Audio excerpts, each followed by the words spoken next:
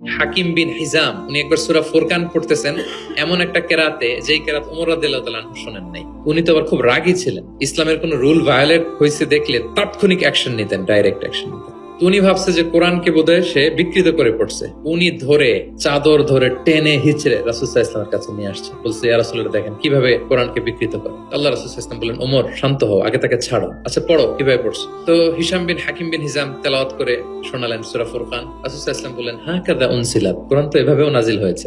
আচ্ছা ওমর তুমি কিভাবে জানো?